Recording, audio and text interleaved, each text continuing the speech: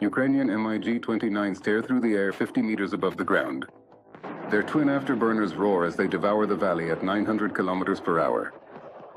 On board, Major Andriy Viper Shevchenko and his wingman, Captain Ivan Ghost Petrenko, are just 18 minutes away from releasing their French-made AASM hammer bombs on the nest. This nest is a critical Russian command center responsible for orchestrating the drone attacks that plunged Kharkiv into darkness. Regrettably, the mission is already compromised. At a high altitude, an A-50 spy plane has detected their incursion and reported it to the Hunter, a Su-35S Flanker E, which is currently breaking the sound barrier as it heads their way.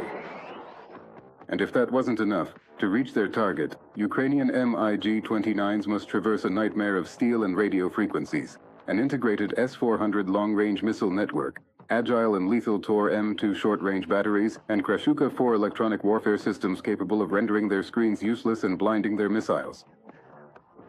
If they fail, the outcome is clear. A new, larger, and more lethal wave of drones will take off at dawn with the coordinates of hospitals and shelters.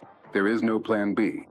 The two MiGs climb to 200 meters, synchronized as one, and turn northeast. They use the Sumy Oblast hills to hide from the radars that are already looking for them. This is not an improvisation. It's a route planned to the millimeter after months of electronic espionage. Now they cross the border. From that moment on, they are intruders in the deadliest stretch of sky on Earth. Every second counts, and a mistake means death. They can't see anything yet, but the Russian network already knows they're here. Deep within Kursk Oblast, a Russian S-400 Triumph missile battalion located 180 kilometers to the north stirs to life. The 92 N6E Gravestone radar, which is a rotating tower as massive as a truck, begins to power up. Its phased array antenna, composed of hundreds of small emitters, begins to scan the horizon without moving a millimeter. It doesn't rotate, it doesn't vibrate, it just emits an invisible wave that sweeps the sky with surgical precision. That tide of radio frequency reaches the Ukrainian MiG-29s as they fly 150 meters above the ground. At that altitude, the radar cannot establish a weapons-grade lock, but it does detect something. A fleeting flash, an anomaly that doesn't fit the background noise. The system flags it, and within seconds, the alert is sent to the integrated Russian air defense network. In the command centers, monitors flicker and coordinates change color.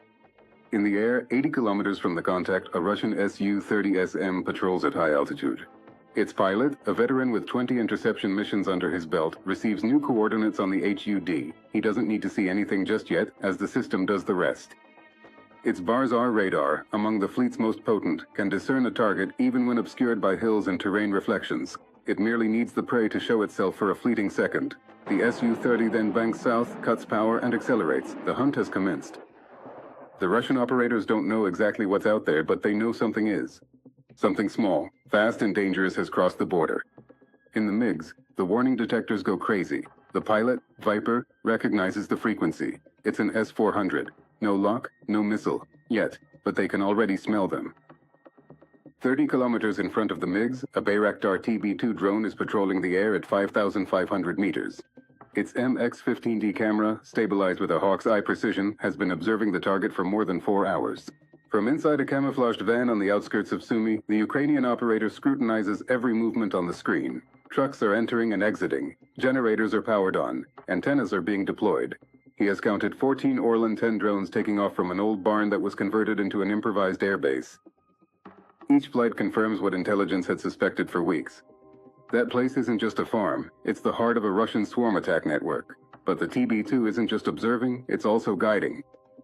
Its satellite link transmits real-time coordinates to the MiGs, which are approaching at full speed. Every change in the wind, every vehicle moved, every radar that turns on, everything is updated on their screens instantly. Nevertheless, the drone fulfills another more perilous role, that of bait. The Russians despise the TB2. They search for it, track it, and relentlessly hunt it with every resource at their disposal. In doing so, they reveal their positions, and then it occurs. A Panzer S-1 battery hidden among the trees on the outskirts of Yotkino turns on its fire control radar. In a fraction of a second, a microwave pulse shoots across the sky. The radar sweeps the air searching for the intruder drone, not knowing it has just given away its position. The Ukrainian electronic warfare antennas deployed in camouflaged vehicles just beyond the border pick up the signal and triangulate its location. Target confirmed, says a voice on the secure frequency. Inside Viper's MiG, the SPO-15 Burgoza receiver emits a sharp, high-pitched tone. It's a pansier, without a shadow of a doubt. He turns the stick and diverts his course 5 degrees to the east, descending several meters to conceal himself behind a hill. The line of sight to the Russian radar is severed, and with that, the incessant beeping ceases. Silence. But this small maneuver incurs a significant cost. Viper was forced to engage his afterburners for 3 crucial seconds. Any more time and he'd burn through even more vital fuel. The engines roar with increased power to regain their speed. 30 kilometers away, at a passive listening post, a Russian sergeant, who was monitoring a Cold War-era acoustic system, observed the lines on his audio seismograph jump into the red zone. These are microphones buried in the ground, unable to provide precise coordinates, but sufficient to alert the commanding officers. Something large and rapid is drawing near from the southwest. In the underground bunker, the colonel in charge of the sector watches the monitors. The readings confirm the impossible. Hostile air activity detected, southwest direction. Maximum alert. The red warning lights illuminate. Within seconds, radars all over eastern Kursk Oblast come alive. Within the pressurized cockpit of the Russian Su-30SM, the pilot receives a radio message. Acoustic signature confirmed. Vector 240. Descend and accelerate. You are cleared for interception. With a fluid movement, he pushes the throttle levers completely forward, engaging the afterburner detent. Behind him, the twin Saturn AL-31FP engines ignite with a furious roar, injecting fuel directly into the exhaust nozzles, causing the speed indicator to rapidly climb to Mach 1.5. The fighter descends in a perfect arc to 5,000 meters. From this elevated vantage point, he is the hawk that hovers above its prey. Its Barzar radar sweeps the terrain below with devastating power, effectively filtering out the clutter from hills and trees as it searches for 2 small metallic anomalies that are moving far too quickly. On his weapons display, 4 R-77 missiles are shown to be in a ready state, armed and prepared for immediate deployment. Given this closing speed, the intercept calculations are automatic and proven to be lethal. The system provides him with an estimated time of 3 minutes and 40 seconds until the MiGs enter the no-escape zone of his initial missile. Just 15 kilometers from Yotkino, Viper's kneeboard tablet blinks, displaying a navigation alert. Ascent point in 90 seconds. The mission plan is both simple and suicidal. Ascend sharply to 2,500 meters to provide the hammer bombs with their maximum glide range. But to climb is to be exposed, and in this sky, every meter gained is an invitation to die. His SPO-15 receiver is a chaos of tones. The deep pulse of the S-400, the rapid sweep of the Pantsir, multiple search radars painting them, just waiting for them to make a single mistake. He understands that the moment his nose elevates, all those seeking tones will convert into a target lock. Suddenly, a voice distorted by static bursts through his earpiece. It's not his wingman's voice, but that of the TB2 operator. Viper, Viper, break left now. Tor M2 active, quadrant 080, located at the tree line. From his van, the operator had spotted the generator of a Tor M2 short-range battery powering on within a dense forest, a location where intelligence reports indicated no such activity. This is the true danger. It's not some outdated Soviet-era system. The Tor acts as a digital, mobile, and autonomous killer, requiring no constant radar lock. From the very moment its operator presses the button, it can acquire, track, and fire its 9 M338 missiles in less than 7 seconds. These missiles are like pit bulls, specifically engineered to hunt down and obliterate targets that fly low and fast amidst the terrain's clutter. Without a moment's hesitation, Viper yanks the stick back into his gut, forcing the jet into a 6G turn that deeply compresses his chest. Yet, in a Russian command bunker some 50 kilometers distant, a colonel with hawk-like eyes observes the MiG's icon straying from its intended path. He grins. Viper's defensive maneuver was not an evasion, it was a conditioned response. The Tor operator had just behaved like a sheepdog, scaring the sheep and forcing it to run directly into the waiting wolf's path. Concurrently, the crew of a longer-range Book M3 battery receives a fresh directive. Its MS-36M radar activates, its antenna extending skyward on a telescopic mast to survey above the tree line. This is the classic SAM trap brought to perfection. To use a short-range system to drive the target right into the open jaws of another. But it's Ghost, his wingman, who sees the trap closing first. In his cockpit, the cacophony of tones from his SPO-15 Burgoza warning receiver suddenly converges into a high-pitched, piercing, unbroken shriek. It's not a pulse, it's a hard lock. A red light with the designation Buck M3 flashes with an urgency that chills his very blood. Viper, I'm locked. Buck at 9 o'clock. Hard lock. Viper catches sight of it an instant later. The MS-36M radar, a modern electronically scanned array capable of guiding missiles from 70 kilometers away, and they are at 55. In any combat manual, at this distance and with that lock, they are already dead. Running is futile. The 9M317M missile from the book system is considerably faster. There's only one option left, a brutal and suicidal maneuver they practiced in the simulator to the point of exhaustion. Ghost vertical dive now, Viper roars over the radio. Instead of turning to escape the danger, both pilots push their sticks forward, banking sharply towards the threat, descending until the radar altimeter screams out, altitude. They accelerate, pointing their aircraft directly at the radar's source. Viper then slams the countermeasures button. The dispensers on both Ukrainian MiG-29s erupt, spewing rhythmic clouds of chaff, which are fine aluminum fibers designed to create a corridor of false radar echoes. Inside the book command vehicle, the Russian operator watches his console with utter disbelief. What had been a perfect firing solution is now completely flooded with dozens of targets. Firing solution degraded, jamming, the operator shouts. By the time he attempts to switch to manual tracking, it's far too late. The two MiG-29s roar over the forest, so low that their wake rips the leaves from the trees. They have penetrated the book's dead zone, the minimum range below which its missiles cannot arm or maneuver. They have survived, but the cost is astronomical. The violent maneuver has cost them hundreds of meters of altitude and crucial speed. Their plan, to climb to 2,500 meters for the bomb run, has evaporated. Now they are trapped at ground level, with the mission timer well into the red zone and their weapons computers displaying an impossible launch solution. The Book M3 operator, having just recovered from the prior maneuver, spots Ghost as he ascends. His console wails loudly. Target locked. Two 9M317M missiles blast off from the ramp, reaching Mach 4. Inside Ghost's cockpit, the word impact flashes prominently. 16 seconds remain.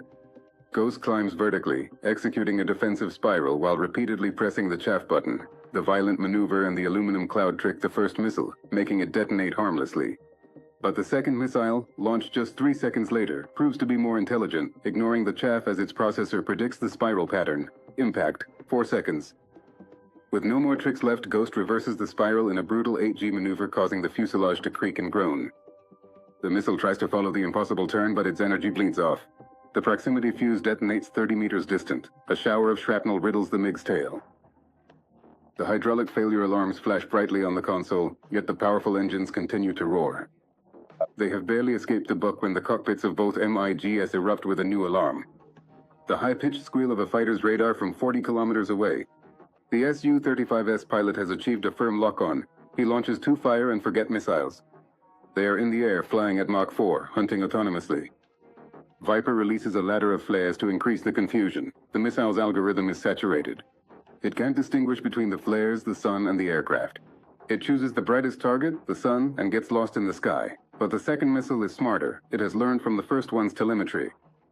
It ignores the sun, flares, and locks onto the other MiG's engine heat. Inside Ghost's cockpit, the RWR blares a solid, urgent tone, indicating an imminent impact in 3 seconds. At the last second, Ghost performs a legendary maneuver, almost impossible at that speed, the Cobra. He pulls the stick back with all his strength and at the same time cuts the throttles. The MiG-29 brakes in midair. The nose rises 90 degrees. Its speed drops to almost zero. For a moment, the 18-ton fighter jet hangs suspended motionless in the sky. Its heat signature disappears from the approaching missile's view. The R-77 missile, programmed to intercept a target at Mach 1, roars past the empty space where Ghost should have been positioned. Its proximity fuse, set to find a high-speed target, completely misses the nearly stationary MiG. This critical maneuver alerts the entire network. An S-400 commander notices the opportunity to strike. He can't get a lock on them, but he commands a barrage launch. 448 N6DM missiles ascend, each armed with 180-kilogram warheads. They are not aiming directly at the planes, but rather to create a wall of shrapnel along their escape route. It's a costly maneuver, designed to force them into using their remaining fuel. Viper evaluates the situation. Circumnavigating the barrier would add 40 kilometers, which is impossible due to insufficient fuel. They must pass through it. Both MiGs descend to 50 meters. The S-400 missiles detonate 500 meters overhead. A shower of shrapnel rains down upon them. A piece of shrapnel tears through Viper's wing, but it doesn't strike anything vital. The target is now drawing near. They need 2,500 meters for the bombs to glide. Viper glances at his watch. Only 15 seconds remain until the launch point. Both MIGs climb vertically, trading their last fuel for altitude.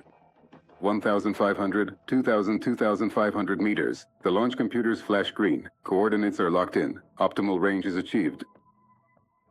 At exactly 7:01, at the apex of their climb, Viper and Ghost's thumbs hit the launch button. A violent jolt reverberates through the airframes as four 340-kilogram French-made AASM hammer bombs release from the pylons. The very moment they become free, the weapons spring to life. Their folded wings instantly snap open with a metallic clang, enabling them to achieve a perfect glide. A second later, their rear rocket motors burst into life. A 10-second burst of power propels them more than 60 kilometers through the air. The bomb's advanced tri-mode guidance systems activate, starting with GPS. The receivers are actively searching for satellites, yet they only encounter a deafening roar of static. A storm of Russian jamming specifically designed to blind them. However, the bombs anticipated this. Instantly, the system seamlessly switches over to its primary mode, inertial navigation. At the core of every bomb, a set of ring laser gyroscopes, impervious to all outside interference, detects each minute movement. They calculate their position 30 times per second, precisely correcting their trajectory with subtle fin adjustments, driven purely by the laws of physics. As they pierce the veil of interference, the infrared imaging seekers in their noses activate. They aren't just looking for heat, they're looking for the exact thermal shapes the Bayraktar TB2 showed them. The distinct outline of the command building and the satellite antenna's generator. However, the true sophistication, the deadly ingenuity of these weapons, lies not in how they fly or how they perceive, it lies in how they ultimately achieve their lethal objective. It lies in the SJU-64 intelligent fuse. These are not just simple impact fuses, you see. They are in fact detonation brains. Programmable microprocessors connected to high-pressure accelerometers. Each of the four bombs has distinct emission orders. Hammer 1, target the command center, bypassing the first two floors, detonating in the first empty space encountered. Hammer 2, hit the vehicle park with surface detonation upon initial contact. Hammer 3 and 4, safe kill, disregarding the structure, detonating in the basement. At exactly 7:01:15, the first hammer bomb strikes its target. Its hardened steel tip, engineered to hit at 280 meters per second, smashes through the concrete rooftop. The fuse, however, fails to detonate. It waits for 0.015 seconds, and its internal timer precisely positions it in the very center of the command room, which is bustling with operators and servers. Meanwhile, the second hammer takes a completely different trajectory. However, its infrared seeker has not locked onto the building, but instead on the bright signature coming from a fuel tanker's exhaust pipe. Its orders are precise. Engage super quick mode. The very moment the nose's pressure switch registers initial contact with the metal of the truck, even before the process of penetration has a chance to commence, the fuse triggers its detonation. It's not designed to penetrate, it's designed to shatter. The bomb's fragmentation jacket explodes, spraying 6,000 steel fragments in a lethal radius of 35 meters, annihilating anything unarmored. The third hammer strikes the wooden safe house. The algorithm ignores the sound. It punches through floor joists and walls, counting layers until its accelerometer detects the void of the basement. Then, and only then, does it detonate. The fourth hammer missile plunges towards the maintenance warehouse. Its SJU-64 intelligent fuse identifies a large open space inside and switches to airburst mode, detonating precisely 3 meters above the ground for maximal fragment dispersal. The command center doesn't explode, it's vaporized from within. The intermediate levels disappear, causing the upper part of the structure to cave in vertically, squashing server racks, various control stations, and essential communications equipment beneath thousands of tons of its own debris. Within the vehicle park, the fuel truck's detonation generates a 20-meter fireball, engulfing nearby control vans and liquefying their satellite dishes and communication arrays as if they were made of plastic. The safe house folds in on itself, its foundation erased from existence. The warehouse is transformed into a shrapnel-filled hell, obliterating everything within, including 3 Orlan 10 drones that were undergoing repairs on their stands. Hundreds of kilometers away, above Ukraine's skies, the war comes to a halt. 12 Orlan 10 drones, which were simultaneously directing artillery strikes, lose their control signal. Their ground operators cease to exist. Deprived of their human operators, the machines automatically switch to an autonomous return mode. One by one, the drones obediently return to a base that is now nothing more than a column of black smoke and fire ascending into the dawn sky. The entire drone control network for the whole sector, including its command posts, link vans, maintenance facilities, and personnel, have been decapitated, completely annihilated in just 30 seconds of precise and coordinated destruction.